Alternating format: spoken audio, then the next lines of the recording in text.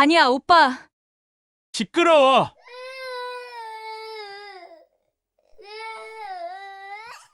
사연 시작하기 전 구독과 좋아요는 큰 힘이 됩니다. 윤서는 대학 도서관 창가 자리를 좋아했습니다. 그곳에서는 아무도 자신을 보지 않았고 자신도 누구를 마주칠 일이 없었습니다.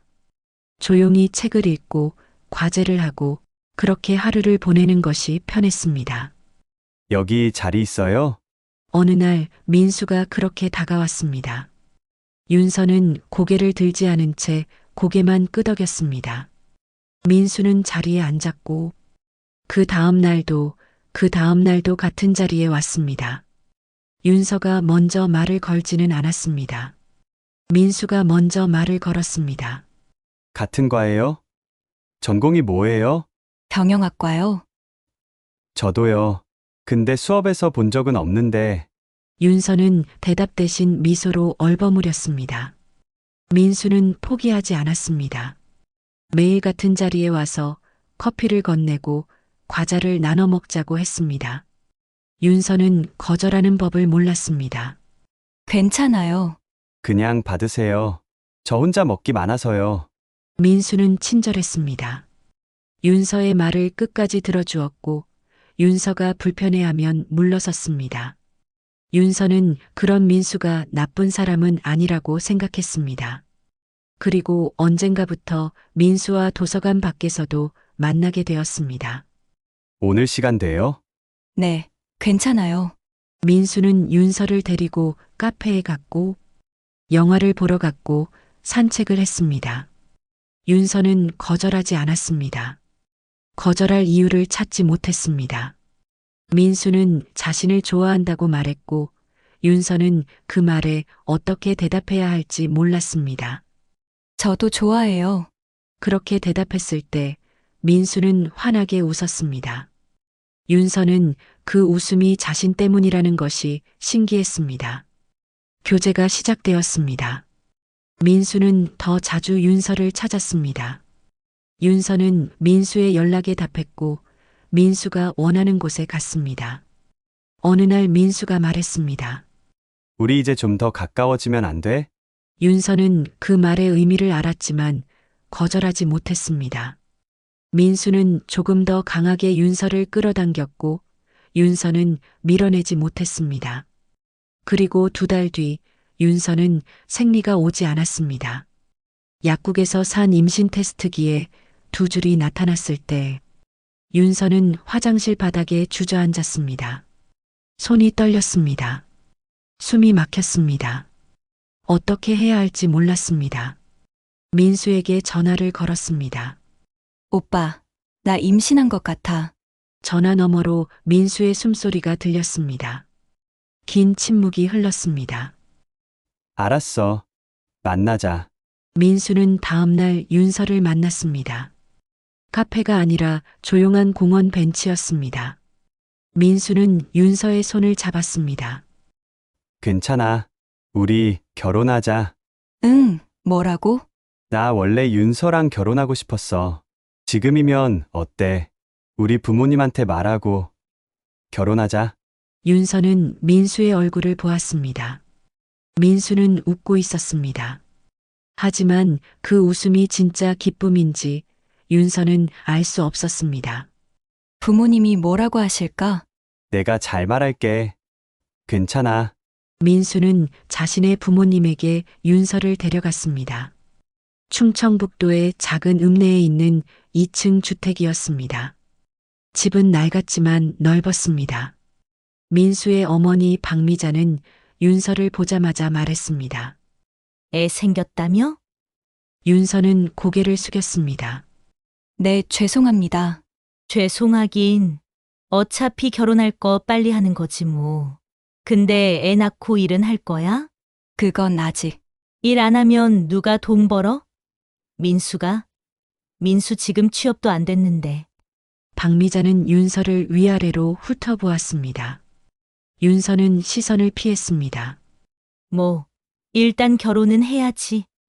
애 아빠 없이 낳을 순 없으니까. 결혼은 빠르게 진행되었습니다. 윤서의 부모님은 처음에 반대했습니다. 너 학교는 어쩌고? 애를 낳으면 학교는? 휴학하고 나중에 복학할게요. 나중에가 언제야? 결혼하면 네가 생각한 대로 안 돼. 하지만 윤서는 이미 결정했습니다. 아니, 결정당했습니다. 민수의 부모님은 빠른 결혼식을 원했고 윤서의 부모님은 결국 승낙했습니다. 결혼식은 읍내 예식장에서 조촐하게 치러졌습니다. 윤서는 배가 아직 나오지 않은 드레스를 입었습니다. 하객은 많지 않았습니다. 민수의 친구들이 몇 명, 윤서의 대학 동기 2명이 전부였습니다. 축하해, 윤서야. 친구들은 축하한다고 말했지만 그 눈빛에는 걱정이 섞여 있었습니다. 윤서는 괜찮다고 웃었습니다. 신혼집은 따로 없었습니다. 민수의 집 2층 방 하나가 윤서의 세보금자리였습니다. 짐을 풀며 윤서는 창문 밖을 보았습니다. 낡은 주택가, 좁은 골목, 멀리 보이는 산. 서울과는 전혀 다른 풍경이었습니다. 윤서야, 저녁 차려. 아래층에서 박미자의 목소리가 들렸습니다. 윤서는 짐을 내려놓고 부엌으로 내려갔습니다. 결혼 후 한 달 윤서는 부모님에게 전화를 걸었습니다. 윤서야, 잘 지내? 응, 잘 지내. 시댁에서 잘해줘. 응, 잘해줘. 거짓말이었습니다. 하지만 윤서는 진실을 말할 수 없었습니다. 부모님을 걱정시키고 싶지 않았습니다. 그리고 무엇보다 자신이 잘못 선택했다는 것을 인정하고 싶지 않았습니다.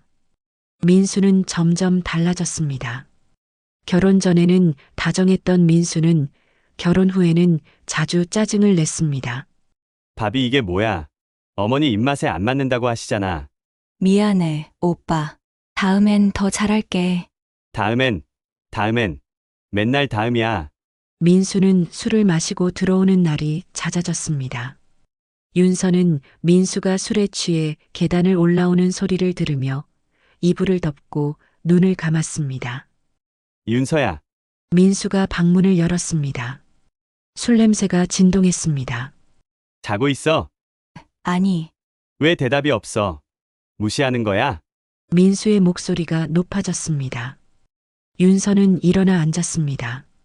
아니야, 오빠. 그냥 피곤해서. 피곤? 너만 피곤해? 나는 안 피곤해. 민수는 윤서를 노려보았습니다. 윤서는 아무 말도 하지 못했습니다.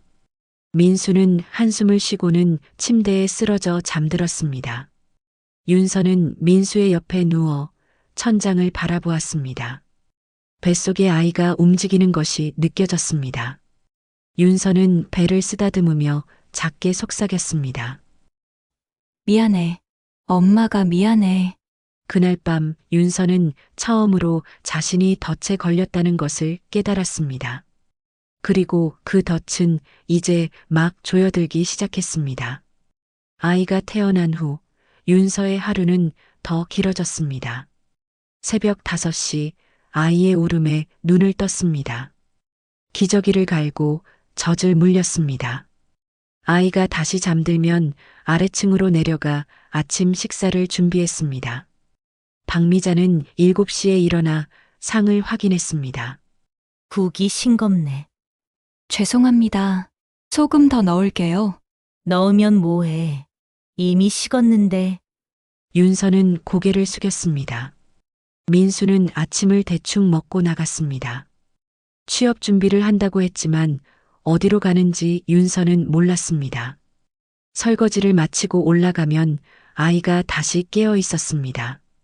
기저귀를 갈고 젖을 물리고 달래고 재우고 그 사이 박미자가 부르면 내려가 빨래를 걷고 청소를 하고 점심을 준비했습니다. 애 울음소리가 왜 이렇게 커? 옆집까지 다 들리겠다.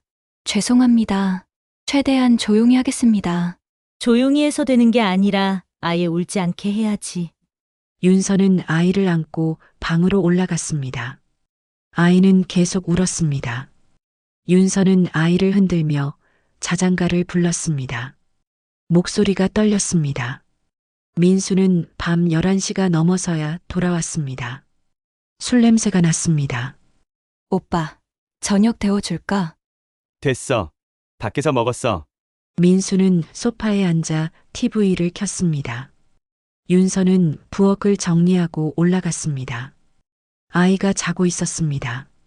윤서는 아이의 얼굴을 가만히 바라보았습니다. 작고 따뜻한 숨소리. 그것만이 윤서를 버티게 했습니다. 야, 윤서야. 민수가 방문을 열었습니다. 목소리가 거칠었습니다. 왜 전화 안 받아? 전화. 못 봤어, 오빠. 아이 재우느라. 맨날 그 핑계야? 애 핑계 대면 다 돼. 아니야. 진짜 못 봤어. 민수는 윤서에게 다가왔습니다. 술 냄새가 더 진했습니다. 너 요즘 나한테 관심 없지? 그게 아니야, 오빠. 그게 아니긴. 맨날 애. 나는 민수의 목소리가 높아졌습니다. 윤서는 뒤로 물러났습니다. 오빠, 아이 깰까봐. 조용히 하자. 조용히. 내가 조용히 해. 민수가 윤서의 팔을 잡았습니다. 윤서는 비명을 참았습니다. 아파, 오빠. 아프긴. 이게 아픈 거야? 민수는 윤서를 밀쳤습니다. 윤서는 벽에 부딪혔습니다. 아이가 울음을 터뜨렸습니다. 시끄러워. 민수는 방을 나갔습니다. 윤서는 바닥에 주저앉아 아이를 안았습니다. 아이는 계속 울었습니다. 윤서도 울고 싶었습니다. 하지만 울 수 없었습니다. 다음 날 아침 박미자가 말했습니다. 어젯밤에 무슨 일 있었어? 아니요. 아무 일도 없었어요. 민수가 화났던데. 제가 잘못했어요. 박미자는 윤서를 보았습니다. 윤서는 시선을 피했습니다. 남자는 원래 다 그래. 술 먹으면 좀 그렇지. 네가 잘해주면 괜찮아질 거야. 윤서는 대답하지 않았습니다. 일주일 후 윤서는 통장을 확인했습니다. 잔액이 10만 원도 남지 않았습니다. 민수에게 물었습니다. 오빠, 생활비 좀 줄 수 있어? 생활비 어머니한테 받아. 어머니는 주시지 않아. 그럼 네가 아꼈어. 이미 최대한 아끼고 있어. 아이 분유도 사야 하고. 분유, 모유 먹이면 되잖아. 오빠, 모유가 부족해서 분유 섞어 먹이는 거야. 민수는 짜증스럽게 한숨을 쉬었습니다. 알았어. 나중에 줄게. 나중은 오지 않았습니다. 윤서는 결심했습니다. 일을 해야 했습니다. 박미자에게 말했습니다. 어머니, 제가 일을 좀 하려고요. 일. 무슨 일? 병원에서 환경미화 일을 구했어요. 오전에만 일하고 오후에는 집에 있을 수 있어요. 박미자는 인상을 찌푸렸습니다. 애는 누가 봐? 어머니께서 오전에만 봐주시면 안 될까요? 제가 일하는 동안만요. 나보고 네 애 봐달라고? 죄송합니다. 부탁드려요. 박미자는 한참을 말이 없었습니다. 그러다 말했습니다. 알았어. 대신 집안일은 네가 다 해. 네, 감사합니다. 윤서는 다음 주부터 병원에서 일을 시작했습니다. 환경미화직이었습니다. 화장실을 청소하고 복도를 닦고 쓰레기를 치웠습니다. 힘들었지만 견딜만 했습니다. 무엇보다 집 밖에 있다는 것이 숨통을 틔워주었습니다. 동료들이 있었습니다. 수진과 보라였습니다. 수진은 50대 중반의 여성이었고 보라는 윤서보다 몇 살 위였습니다. 윤서 씨, 점심 같이 먹어요. 보라가 말했습니다. 윤서는 고개를 끄덕였습니다. 세 명은 병원 뒤편 벤치에서 도시락을 먹었습니다. 윤서 씨는 결혼한 지 얼마나 됐어요? 1년 좀 넘었어요. 걔는? 돌 지났어요. 수진이 윤서의 팔을 보았습니다. 긴 옷으로 가렸지만 소매 끝으로 멍 자국이 보였습니다. 그거 어디서 다쳤어요? 아, 이거요? 문에 부딪혔어요. 수진과 보라는 서로를 보았습니다. 윤서는 시선을 피했습니다. 윤서 씨, 수진이 조용히 말했습니다. 우리 다 겪어봐서 알아요. 남편이 그러죠? 윤서는 대답하지 못했습니다. 눈물이 났습니다. 괜찮아요. 말 안 해도 돼요. 근데 하나만 기억해요. 기록하세요. 기록요? 사진 찍고, 녹음하고, 적어두세요. 언젠가 필요할 때가 와요. 보라도 말했습니다. 우리가 도와줄게요. 혼자 아니에요. 윤서는 고개를 끄덕였습니다. 처음으로 누군가 자신 편이 되어준다는 느낌을 받았습니다. 그날 밤 민수는 새벽 2시가 넘어 돌아왔습니다. 심하게 취했습니다. 야, 윤서야, 일어나. 윤서는 잠에서 깼습니다. 민수가 침대 옆에 서 있었습니다. 왜, 오빠? 돈 어디 있어? 돈. 내 지갑에 돈이 없어. 네가 가져갔지? 아니야, 오빠. 나 안 가져갔어. 거짓말하지 마. 네가 아니면 누가 가져가? 진짜 안 가져갔어. 민수는 윤서의 머리채를 잡았습니다. 거짓말하지 말라고. 아야, 오빠. 진짜 안 가져갔다니까. 민수는 윤서를 바닥에 밀쳤습니다. 윤서는 비명을 삼켰습니다. 아이가 울음을 터뜨렸습니다. 시끄러워. 애 좀 조용히 시켜. 민수는 발로 벽을 찼습니다. 윤서는 아이를 안고 일어났습니다.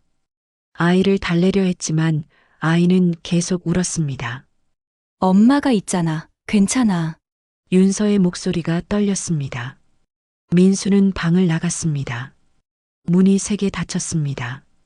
윤서는 아이를 안고 구석에 앉았습니다. 수진의 말이 떠올랐습니다. 기록하라고. 윤서는 핸드폰을 꺼냈습니다. 떨리는 손으로 메모장을 열었습니다. 2024년 11월 3일. 민수가 술에 취해 돌아왔습니다. 돈을 가져갔다며 머리채를 잡았습니다. 바닥에 넘어졌습니다. 윤서는 메모를 저장했습니다. 그리고 아이를 꼭 안았습니다. 미안해. 엄마가 꼭 지켜줄게. 윤서는 더 이상 침묵하지 않기로 했습니다. 작은 기록이 언젠가 자신과 아이를 구할 거라고 믿었습니다. 윤서는 경찰서 상담실에 앉아 있었습니다. 사흘 전 밤 민수의 폭력이 극심했습니다. 윤서는 아이를 안고 집을 뛰쳐나왔습니다. 병원으로 달려갔고 수진이 경찰에 신고했습니다. 응급실에서 진단서를 받았습니다. 타박상, 찰과상, 그리고 심한 스트레스로 인한 불안 증세. 임시보호 명령 신청하시는 게 좋겠어요. 경찰관이 말했습니다. 윤서는 고개를 끄덕였습니다. 떨리는 손으로 서류에 서명했습니다. 남편분이 접근하지 못하도록 조치할게요. 일단은 안전한 곳에 계셔야 합니다. 윤서는 수진의 집에서 며칠을 보냈습니다. 아이는 낯선 환경에 울음을 터뜨렸지만 윤서는 아이를 달래며 버텼습니다. 괜찮아질 거예요. 수진이 말했습니다. 하지만 윤서는 알고 있었습니다. 이제 돌아갈 수 없다는 것을. 이혼 소송이 시작되었습니다. 변호사를 선임했습니다. 법률구조공단에서 소개받은 변호사였습니다. 젊은 여성 변호사는 윤서의 기록을 보며 말했습니다. 증거가 충분해요. 진단서도 있고, 메모 기록도 상세하고요. 양육권은 받을 수 있을 거예요. 양육비는요? 그건 남편분의 소득을 증명해야 하는데. 현재 무직 상태라고 하셨죠? 네. 그럼 양육비가 많지 않을 수 있어요. 윤서는 입술을 깨물었습니다. 첫 조정기일이 잡혔습니다. 윤서는 법원에 갔습니다. 복도에서 민수를 마주쳤습니다. 민수는 정장을 입고 있었습니다. 윤서를 보자 다가왔습니다. 윤서야, 윤서는 뒤로 물러났습니다. 경찰관이 중간에 섰습니다. 접근하지 마세요. 민수는 손을 들었습니다. 알았어요. 그냥 한마디만 할게요. 윤서야, 우리 다시 생각해보자. 내가 잘못했어. 다시 시작하자. 윤서는 대답하지 않았습니다. 조정실로 들어갔습니다. 조정위원이 말했습니다. 양측 모두 합의를 원하시나요? 민수 측 변호사가 말했습니다. 저희 의뢰인은 합의를 원합니다. 부부가 다시 화해할 수 있도록 시간을 주시기 바랍니다. 윤서의 변호사가 말했습니다. 제 의뢰인은 이혼을 원합니다. 혼인을 계속할 수 없는 중대한 사유가 있습니다. 조정위원은 서류를 넘기며 말했습니다. 증거 자료를 검토하겠습니다. 다음 기일은 한 달 후입니다. 윤서는 고개를 숙였습니다. 한 달이 너무 길게 느껴졌습니다. 그 사이 이상한 일이 벌어졌습니다. 박미자가 윤서에게 전화를 걸어왔습니다. 윤서야, 나야? 윤서는 전화를 받지 않으려 했지만 계속 울렸습니다. 결국 받았습니다. 네, 우리 한번 만나자. 이야기 좀 하자. 이야기할 거 없어요. 아이 할머니인데 그렇게 말하니? 할인이 얼굴이라도 보게 해줘. 윤서는 전화를 끊었습니다. 손이 떨렸습니다. 며칠 후 법원에서 연락이 왔습니다. 상대방 측에서 재산 분할 및 양육비 관련 합의안을 제출했습니다. 윤서는 변호사 사무실로 갔습니다. 서류를 받아들었습니다. 이게 뭐예요? 상대방이 제시한 조건이에요. 양육권은 윤서 씨가 갖되 양육비는 월 30만 원. 그리고 재산 분할로 집 하나를 주겠다고 했어요. 집이요? 네. 충북읍 내 외곽에 있는 한옥이라고 하네요. 등기부등본을 확인해 보니 건물이 오래됐어요. 얼마나 오래됐는데요? 지어진 지 50년 넘었어요. 현재 빈집 상태고요. 윤서는 서류를 내려다보았습니다. 양육비가 너무 적은 거 아닌가요? 그렇죠. 하지만 상대방이 현재 무직이라 더 받기 어려워요. 법원에서도 현실적인 금액을 책정할 거예요. 집은요? 솔직히 말하면 가치가 크지 않아요. 외곽이고 집도 낡았고 상대방이 떠넘기는 거라고 봐야죠. 윤서는 한숨을 쉬었습니다. 그래도 받는 게 나을까요? 일단은 그렇죠. 아무것도 안 받는 것보다는 낫잖아요. 윤서는 고개를 끄덕였습니다. 선택의 여지가 없었습니다. 다음 조정기일에서 합의가 이루어졌습니다. 민수는 조정실에서 윤서를 보며 말했습니다. 윤서야, 미안해. 내가 잘못했어. 윤서는 대답하지 않았습니다. 조정위원이 서류를 읽어주었습니다. 양육권은 원고 윤서 씨에게, 양육비는 월 30만 원, 재산 분할로 피고 소유의 충북 소재집을 원고에게 양도한다. 양측 모두 동의하십니까? 네. 윤서는 대답했습니다. 민수도 대답했습니다. 예. 조정조서가 작성되었습니다.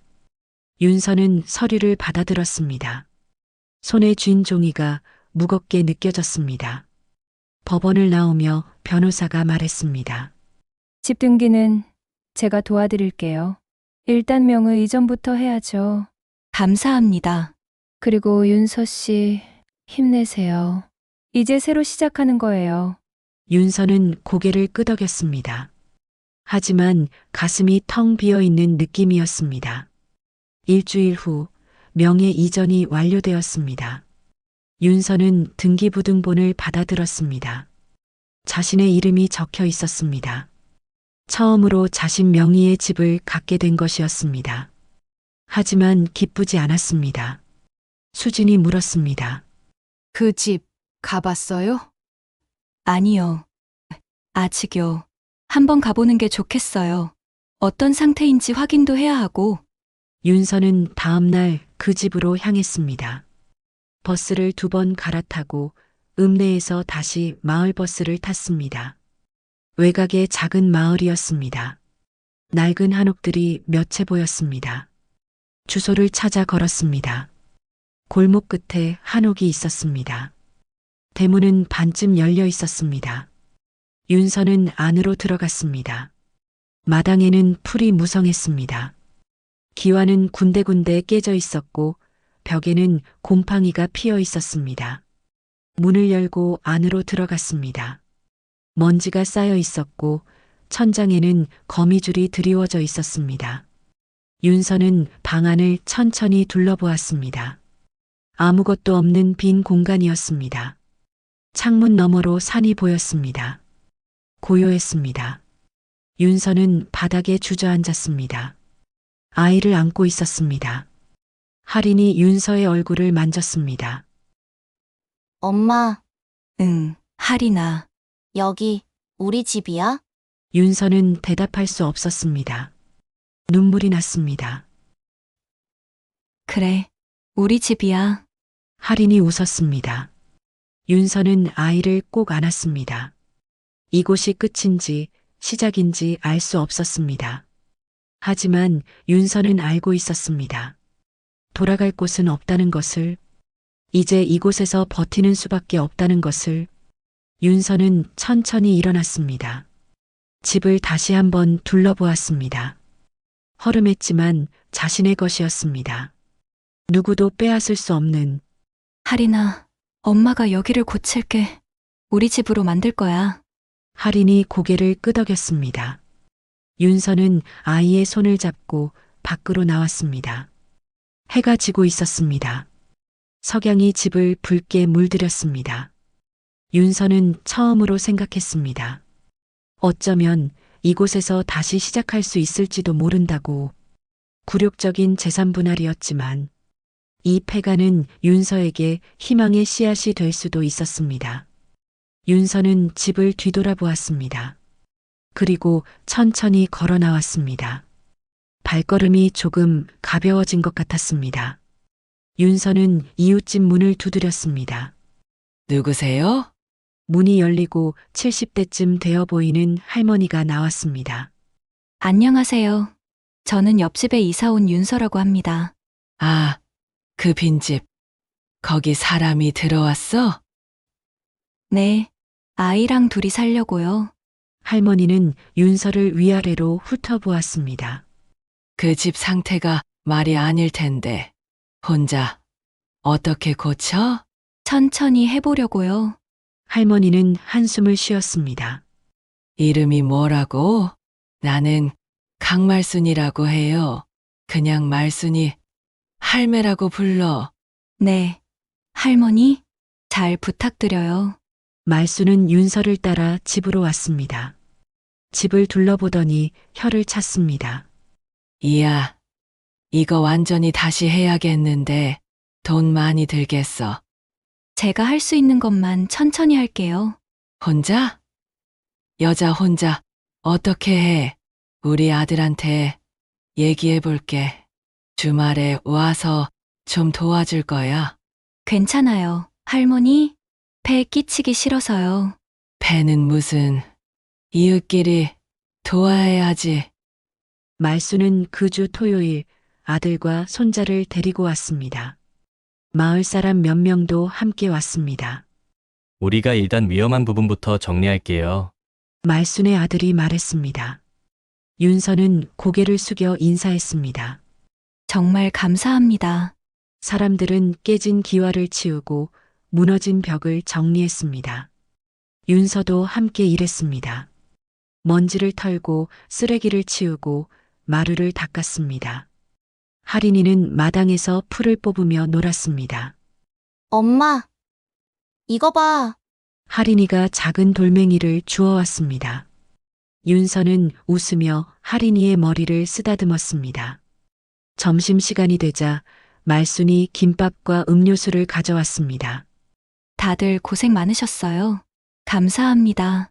윤서가 말했습니다. 사람들은 마당에 둘러앉아 김밥을 먹었습니다. 윤서 씨, 이 집 언제부터 비어 있었는지 아세요? 한 남자가 물었습니다. 잘 모르겠어요. 제 전 남편 집안 소유였는데 오래 비어 있었다고만 들었어요. 그럼 옛날 물건들이 남아있을 수도 있겠네요. 오후에 안방 벽을 철거하기 시작했습니다. 낡은 벽지를 뜯어내자 나무 벽체가 드러났습니다. 말순의 아들이 벽체를 두드리다가 멈췄습니다. 여기 뭔가 있는 것 같은데요. 사람들이 모였습니다. 벽체를 조심스럽게 뜯어내자 작은 공간이 나타났습니다.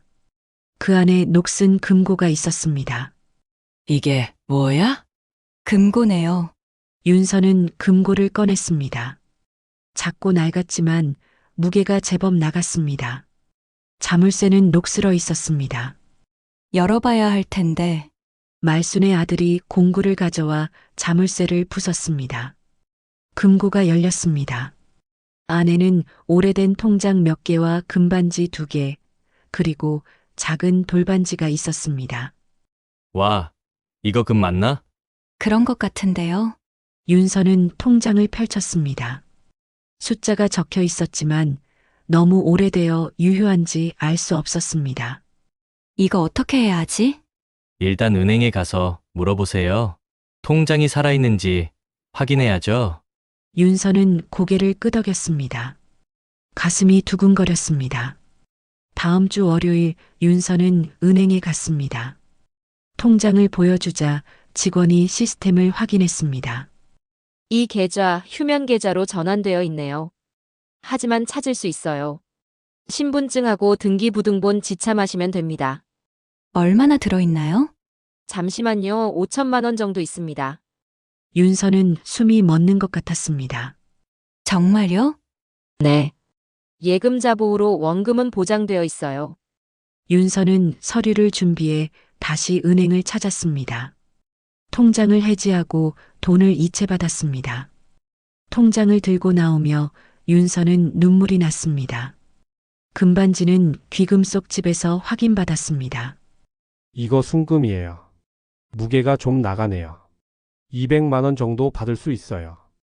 윤서는 금반지를 팔았습니다. 돌반지는 팔지 않았습니다. 왠지 간직하고 싶었습니다.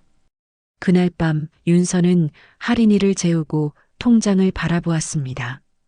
5천만 원. 윤서에게는 큰 돈이었습니다. 이제 집을 제대로 고칠 수 있어. 윤서는 작게 속삭였습니다. 하지만 이틀 후 박미자가 찾아왔습니다. 윤서야. 현관 앞에 박미자가 서 있었습니다. 윤서는 문을 열지 않았습니다. 무슨 일이세요? 들어가서 얘기하자. 여기서 하세요. 박미자는 인상을 찌푸렸습니다. 금고 얘기 들었어? 그거 원래 우리 집 거야. 이 집이 제 명이에요. 집은 그렇지. 근데 금고는 달라. 그건 우리 집안 재산이야. 법적으로 이 집과 안에 있던 모든 것이 제 소유입니다. 소유. 네가 뭘 안다고 소유를 따져. 우리가 준 집인데. 윤서는 침착하게 말했습니다. 판결문에 명시되어 있어요. 이 토지와 건물은 제 소유입니다. 금고도 건물 안에 있었으니 제 관리 범위에 속합니다. 박미자의 얼굴이 붉어졌습니다. 너 지금 우리한테 이러는 거야? 할인이 할머니한테? 할머니라면 할인이를 보러 오세요. 하지만 금고는 드릴 수 없어요. 인연이 진짜. 박미자는 소리를 질렀습니다. 할인이가 울음을 터뜨렸습니다. 돌아가세요. 더 시끄럽게 하시면 경찰 부를게요. 윤서는 문을 닫았습니다. 박미자는 한동안 밖에서 소리쳤지만 결국 돌아갔습니다. 윤서는 떨리는 손으로 변호사에게 전화를 걸었습니다. 변호사님, 상대방 측에서 금고를 돌려달라고 하는데요. 금고요? 어디서 발견했나요? 지평 안에 숨겨져 있었어요. 그럼 윤서 씨 소유예요. 판결문에 토지와 건물이 명시되어 있고 건물 안에 있던 물건은 당연히 윤서 씨 것입니다. 정말요? 네. 상대방이 문제 제기하면 법적으로 대응하면 돼요. 걱정 마세요. 윤서는 안도의 한숨을 쉬었습니다. 감사합니다. 며칠 후 민수 측 변호사에게서 내용 증명이 왔습니다. 금고 반환을 요구하는 내용이었습니다.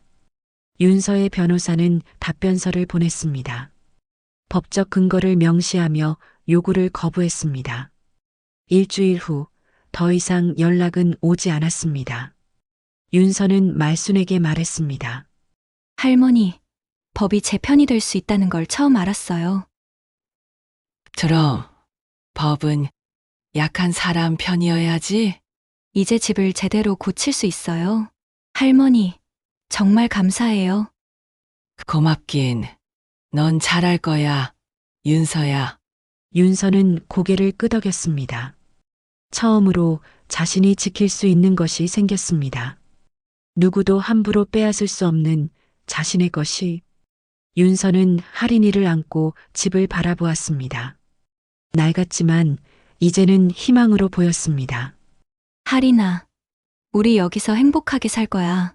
할인이가 웃으며 윤서의 볼에 뽀뽀했습니다. 윤서는 처음으로 마음 깊은 곳에서 웃음이 나왔습니다. 윤서는 건축업자를 만났습니다.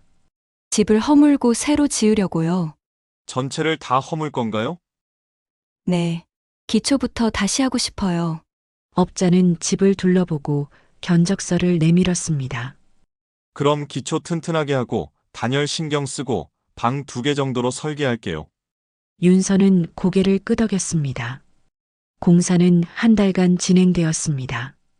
낡은 한옥이 허물어지는 모습을 윤서는 멀리서 바라보았습니다.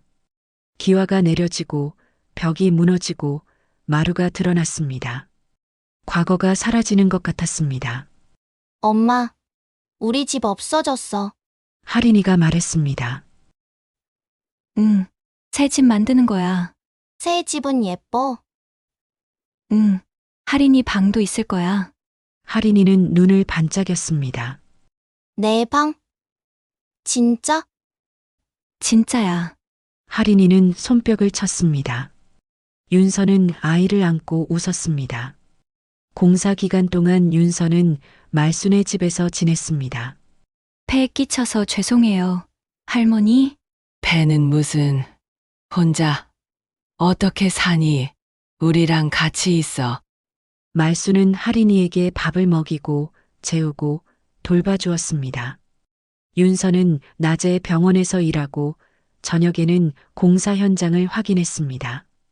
기초 작업 끝났어요. 이제 골조 올라갈 거예요. 업자가 말했습니다.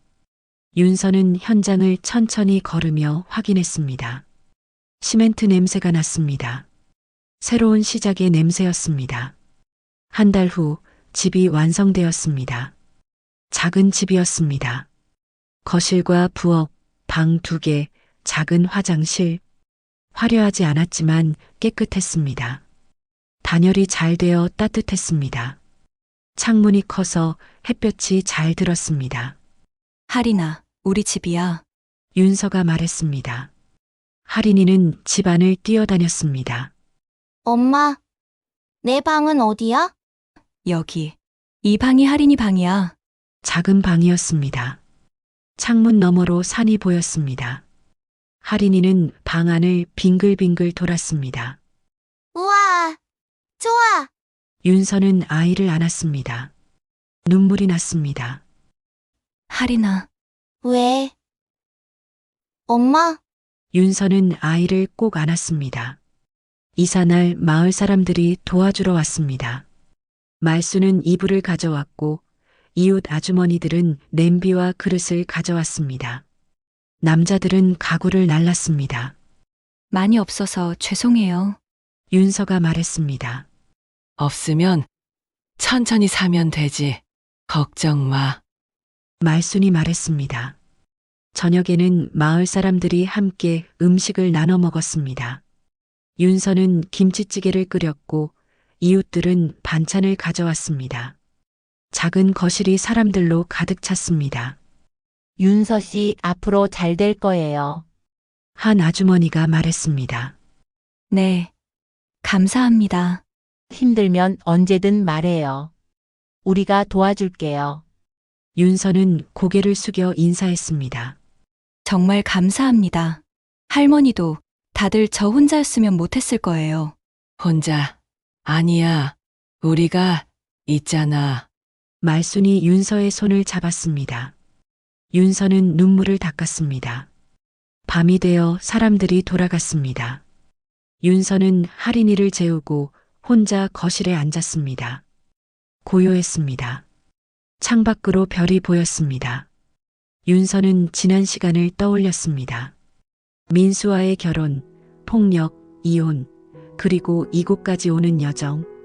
고통스러웠지만 그 시간들이 자신을 여기까지 데려왔습니다. 윤서는 핸드폰을 꺼내 메모장을 열었습니다. 예전에 적어두었던 기록들이 보였습니다. 폭력의 날들, 두려움의 순간들. 윤서는 천천히 메모들을 읽었습니다. 그리고 하나씩 지웠습니다. 이제 됐어. 이제 지워도 돼. 윤서는 마지막 메모를 지웠습니다. 화면이 깨끗해졌습니다. 윤서는 새 메모를 열었습니다. 그리고 적었습니다. 오늘 우리 집에서 첫날 밤을 보냈습니다. 하린이가 행복해했습니다. 나도 행복했습니다. 윤서는 메모를 저장했습니다. 그리고 핸드폰을 내려놓았습니다. 윤서는 돌반지를 꺼내 들었습니다. 금고에서 발견한 작은 반지. 누구의 것이었는지, 왜 숨겨져 있었는지 알 수 없었습니다. 하지만 윤서는 이 반지가 자신에게 온 이유를 알 것 같았습니다. 누군가도 여기서 버텼겠지. 나처럼. 윤서는 반지를 서랍에 넣었습니다. 언젠가 하린이에게 줄 수 있을 것 같았습니다. 윤서는 메모장을 열었습니다. 그리고 적었습니다. 나는 더 이상 빼앗기지 않습니다. 침묵하지 않습니다. 기록하고 법에 기대고 사람들과 연대하며 살아갑니다. 이 집은 감옥이 아닙니다. 희망입니다. 그리고 나와 하린이의 안전한 보금자리입니다. 윤서는 메모를 저장했습니다. 그리고 창밖을 바라보았습니다. 바람이 불어왔습니다. 커튼이 흔들렸습니다. 윤서는 눈을 감았습니다. 지금 이 순간 윤서는 행복했습니다. 괜찮아. 이제 괜찮아. 윤서는 작게 속삭였습니다. 그리고 처음으로 마음 깊은 곳에서 평화를 느꼈습니다. 다음 날 아침 윤서는 하린이와 함께 밥을 먹었습니다. 햇볕이 창을 통해 들어왔습니다. 따뜻했습니다. 윤서는 더 이상 혼자가 아니었습니다. 하린이가 있었고, 말순이 있었고, 마을 사람들이 있었습니다. 그리고 무엇보다 자신이 있었습니다. 윤서는 창밖을 바라보았습니다. 해가 떠올랐습니다. 새로운 하루가 시작되었습니다. 좋은 아침이야, 하린아. 좋은 아침, 엄마. 두 사람의 웃음소리가 작은 집 안에 울려 퍼졌습니다. 따뜻하고 밝고 희망적이었습니다. 그렇게 윤서의 이야기는 끝이 아니라 시작이었습니다.